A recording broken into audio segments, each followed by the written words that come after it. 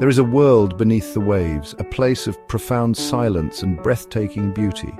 It is a realm where sunlight dances through turquoise water, illuminating creatures of unimaginable shape and color.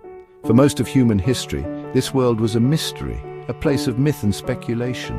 We could only ever glimpse its edges from the shore or the deck of a boat. But one man was born with an unquenchable curiosity to see what lay beneath. His name was Jacques Cousteau, and he would dedicate his entire life to pulling back the blue curtain. He felt a deep, personal connection to the sea, a pull that he could not ignore. Cousteau often spoke of this underwater kingdom as the silent world. Jacques-Yves Cousteau was born in France, far from the tropical reefs he would one day make famous. Yet, from a very young age, he was fascinated by water. He was a frail child, but in the water he found strength and freedom.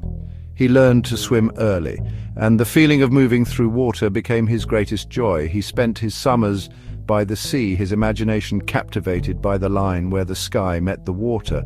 As a boy, he saved his money to buy a small home movie camera.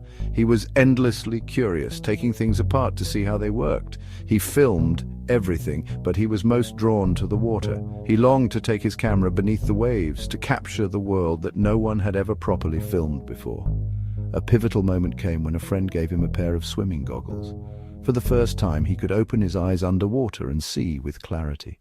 To truly explore the ocean, Cousteau knew he needed more than just goggles. The existing diving equipment was clumsy and dangerous, relying on heavy helmets and air hoses. Cousteau dreamed of swimming like a fish, untethered and free to glide through the currents wherever his curiosity led him. This dream led him to engineer Émile Gagnon. Together during World War II, they worked in secret to create a device that could make this dream a reality. In the summer of 1943, they were ready for the first human trial. On a quiet beach, Cousteau strapped the device to his back and slipped into the water. As he descended, he took his first breath. It worked. Air flowed into his lungs smoothly and effortlessly. He was breathing underwater, free from any connection to the surface. He could swim, turn, and glide in any direction. The aqualung was born. With the freedom to breathe underwater, Cousteau's next challenge was to share what he saw. Combining his love for filmmaking with his passion for the sea, he became a pioneer of underwater cinematography. They transformed their research vessel into a state-of-the-art floating film studio and scientific laboratory. His first major success was The Silent World, released in 1956. For the first time, audiences were transported to the vibrant living world beneath the waves.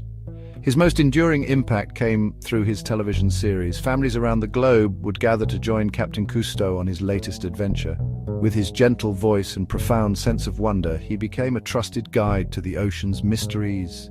He didn't just show us fish, he told us their stories. He helped us see them as fellow inhabitants of our shared planet. These films educated and inspired, making complex science accessible for everyone. As Cousteau spent more time exploring the oceans, they began to notice disturbing changes. The vibrant reefs were showing signs of sickness and bleaching. They saw pollution clouding once pristine waters and found fewer fish in areas that had once teemed with life. His work transformed from pure discovery into a mission of conservation. He realized it was not enough to show the ocean's beauty. He had to warn that it was in danger. Cousteau became one of the world's first environmental advocates. He testified before governments and spoke at international conferences. His message was clear: the oceans are not infinite. They are a fragile system, and their health is directly connected to our survival. His campaign against nuclear waste dumping was a landmark victory, demonstrating that passionate public engagement could bring real change. Jacques Cousteau passed away in 1997, but the waves he created continued to travel across the world. His work continues through his family and organizations. His son Jean-Michel and grandchildren Fabien and Céline carry the torch forward. An entire generation of marine biologists, filmmakers, and conservationists can trace their passion back to watching Cousteau's programs as children. Today, as we face pollution and other threats, Cousteau's message is more relevant than ever. He taught us to be curious, to explore, and then to act on what we learn. He left us with a simple mandate: we must be guardians of the sea.